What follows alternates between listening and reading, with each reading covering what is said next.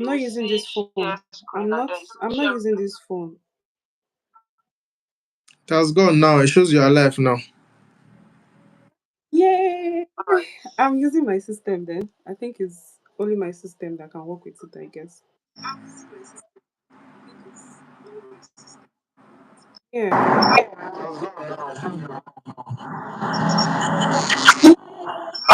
I'm using my system then. I think it's only my system that can work with it, I guess.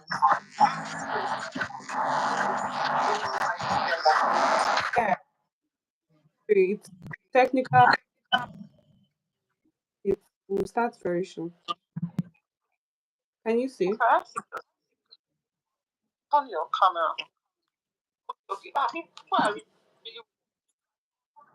Yeah. It will start very soon. Can you see?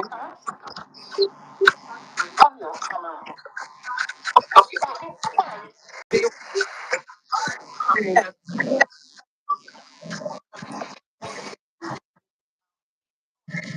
Thank you.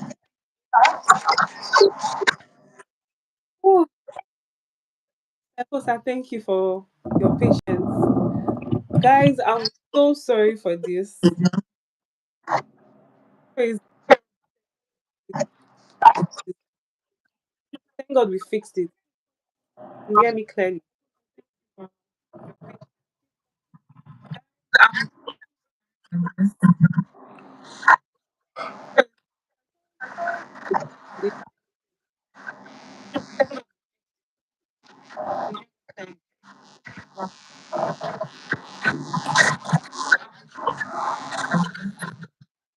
Eposa, you can see the chat.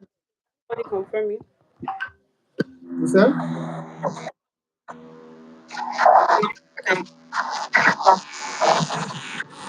Oh,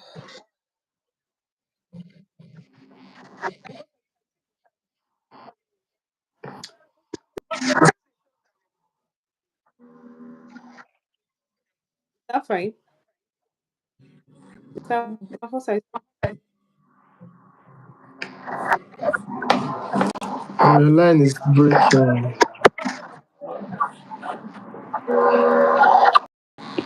that's fine.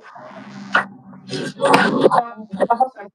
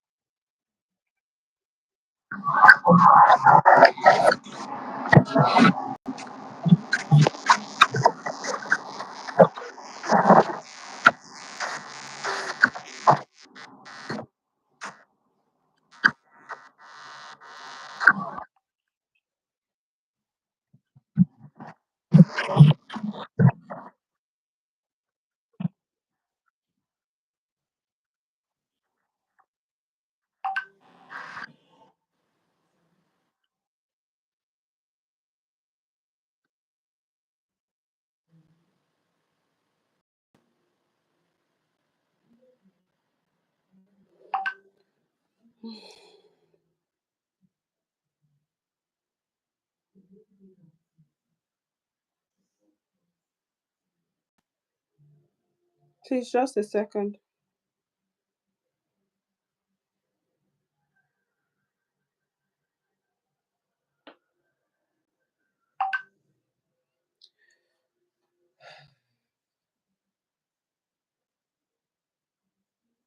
All right. I think I've confirmed that the audio is good. So let's go. I really want to apologize. We are like 31 minutes late because of technical issues, and I really apologize for that. Next time, it's definitely going to be better than this. But hey, there's always a first time for everything, and it doesn't have to be perfect the first time. The most important thing is you see the effort we are trying to make and you partake of it. So, thank you for understanding and sticking around, even though I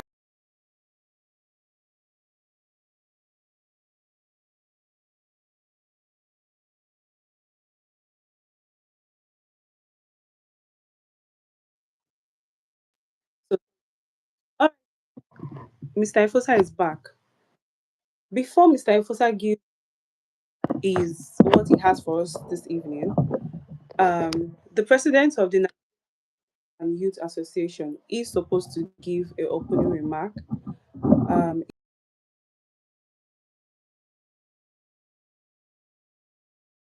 Give a very brief introduction to why who is giving us the opportunity to be here. So first off, we are here because an association who cares about the advancement of Nigerian youth and students have decided to host us tonight and give us the opportunity to meet with two brilliant minds. One of them is obviously is on the screen right now, and we will be getting first-hand information from them on how to study and work abroad. Now, if you have your questions, just put them together. Once it's time, we'll start asking questions. So, thank you, Nigerian Station, Hebuli, sorry. Thank you, Nigerian Student and Youth Association for the opportunity. So, with no further ado, let's go right into what we are here for tonight. So, to kick off, we'll be starting with a very strong, true trailblazer in student leadership and international advocacy. Our first speaker, Mr. Yekepolo Efosa. Sorry, I hope I didn't murder your name. All right, it's Okay. fine. He is the president at York St. John University in the United Kingdom. Yes, you heard that right. A Nigerian student that is elected by white people and is leading all of them. Yeah.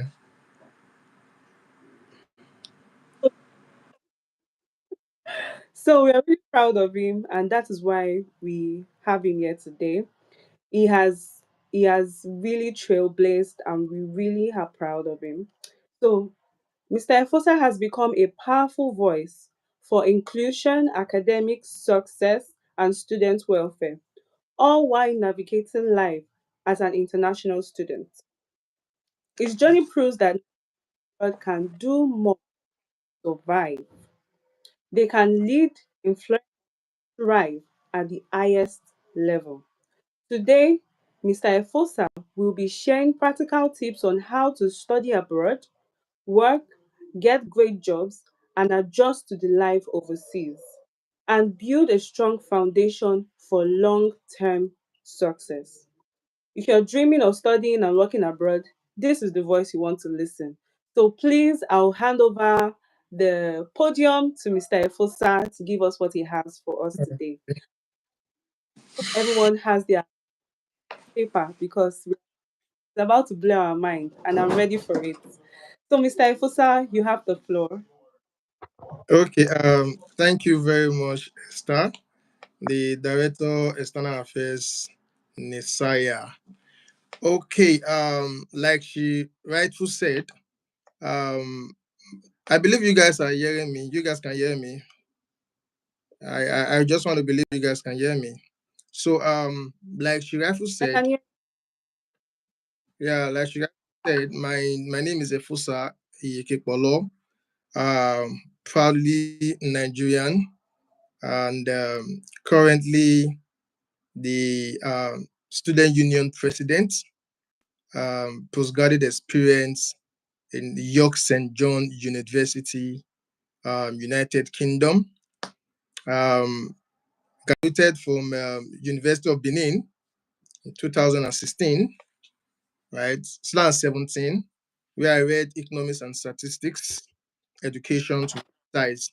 So I won't be wasting your time because I believe we've wasted a lot of time because of the technical glitch.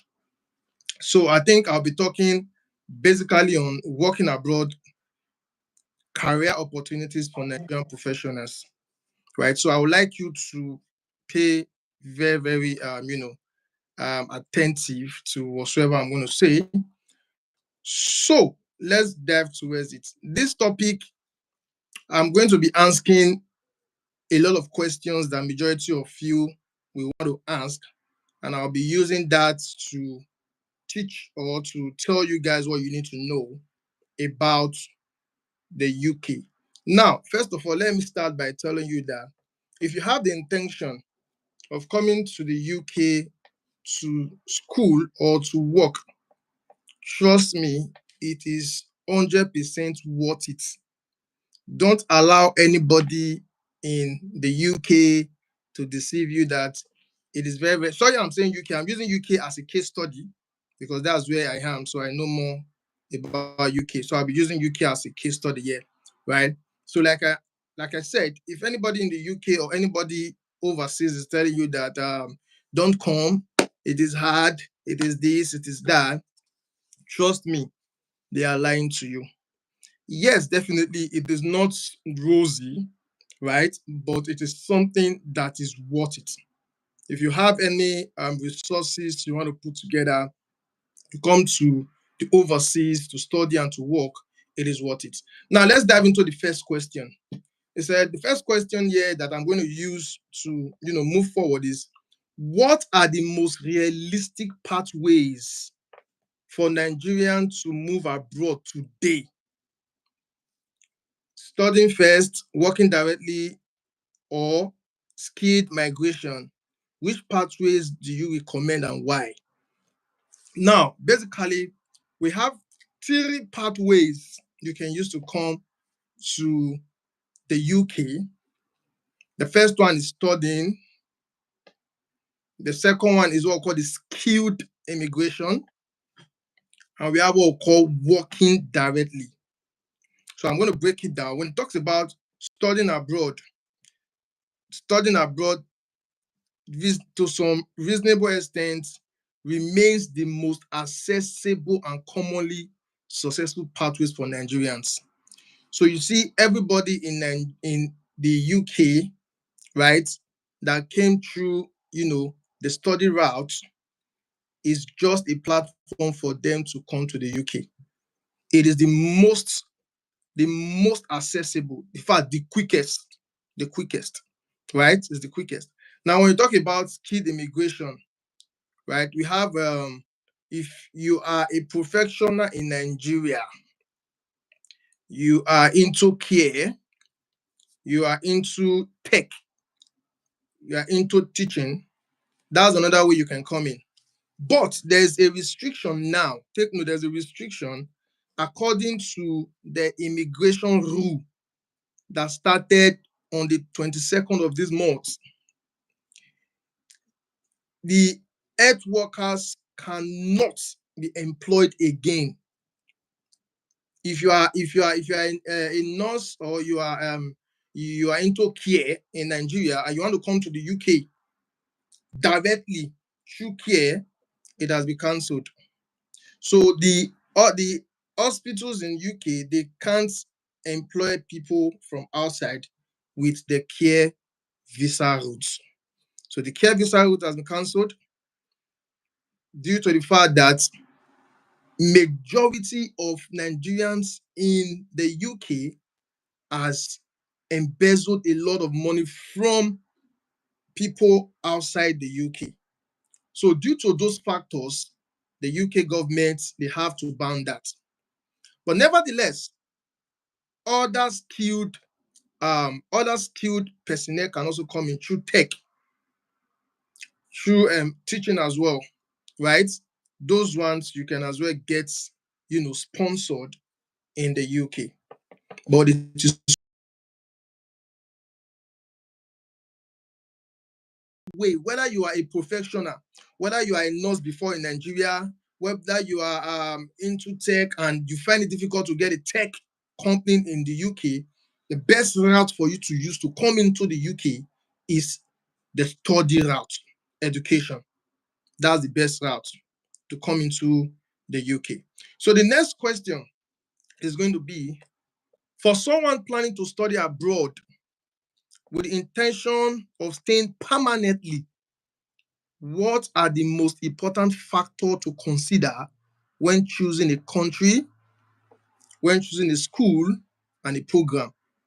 That is another thing you should consider If you want to come to the UK to study with the intention of staying permanently, first of all, which country are you going to choose? What are the key factors you are going to consider when choosing a country?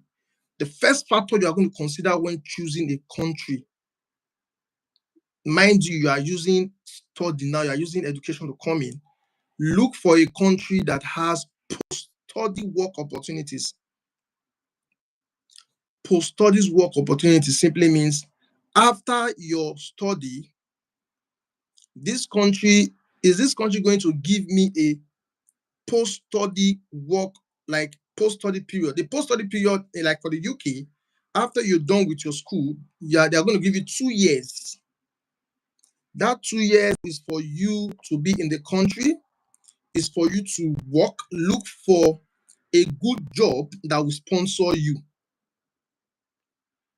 And trust me, after your full time, when they give you that 2 years, you will definitely get a sponsored job before that 2 years will expire. So look for that country. UK is a very good, very good country for that, right? That has a 2 years post study, right? Then what about the school for you to choose? Take note. Go online. Look for schools that are reputable, that are employer recognized. Schools that are employer recognized. That when you bring this certificate to this employer, they recognize the school, right? That is another one as well. Then what program am I going to study for me to have a lot of job opportunities? Trust me, you know, in this UK, there are some certain jobs that are hot cake. That if you are wise enough, one of the hot cake I'm going to tell you today is we have the health care. Health care is a very, very good, course to study. Business, we have data related programs. Data related programs. These are some of the courses that UK job market are short of. There's a shortage occupational list in all these markets, right? Even if you study business whatsoever in school, try to see how well you can study something related to some of all these courses that after you graduate, you can easily get a job, you can easily transit. Then number 3 question said, can you walk us through the full journey from being a student to gaining full employment opportunity? Yes, down to permanent residence and citizenship. I'm going to tell you how it works. Now, when you get into the UK using your student visa, which is known as Tier 4 visa, right?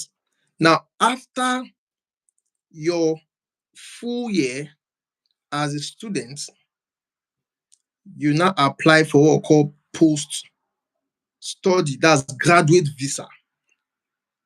Now, when you get your graduate visa, which is going to be 2 years, in the process of that, you look for a job that will give you COS, that's certificate of sponsorship. When you get that, you are now going to change from that graduate visa to a skilled worker visa. So that skilled worker visa, which you are going to use to see, which is going to sponsor you, the sponsorship is 5 years. After the 5 years of that work, then you now apply for what we call ILR, indefinite leave to remain.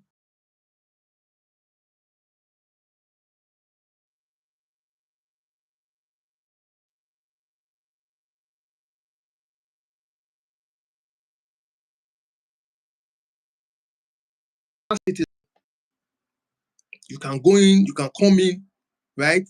Then when you have that your LRO, within 1 year of your LRO, you cannot apply for a citizenship.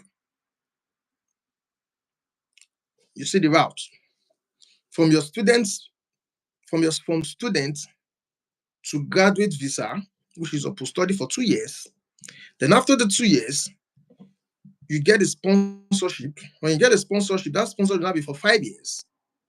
Then after the 5 years, then you have your ILR. But now the UK government, they are trying to do something funny, which we as the student union, International Student Union, want to fight that. The post studies, which is initially 2 years, they are trying to bring it down to 18 months. And we, the student union, under the National Union of the Student, we are saying no. We are saying no, that it must be that 2 years. They are trying to now tell us now that the LIR, which is supposed to be 5 years, is 10 years. We are still saying no. So we are fighting that and making sure that that does not come to reality. So that is how you can, progress into a citizenship. So now the next question you want to ask now is, what are some common mistakes Nigerians make when trying to settle abroad after graduation? And how can they avoid them?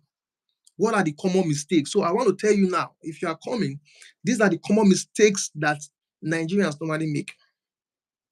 Number one, not preparing for the job market early enough.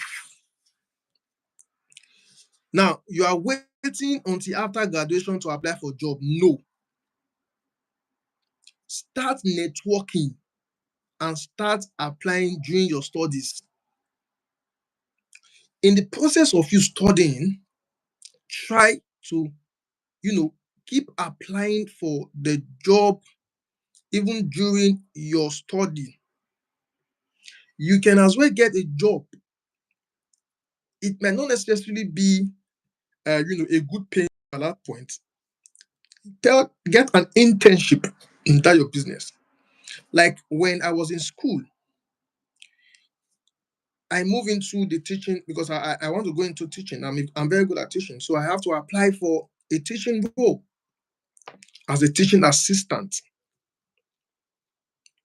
Then when I was schooling, I was working as a teaching assistant in a very big school known as Wellings. So I've gained experience in that field. That after my students' presidency, I can move into that field, and they have a lot of COS in the teaching industry. So start applying for jobs that are, that has sponsorship. If you know that, okay, yes, you want to move into it, in the process of you studying, apply for care. Start working with them for you to gain more knowledge, so that when you graduate, it's going to be a smooth transition. Then another problem there is that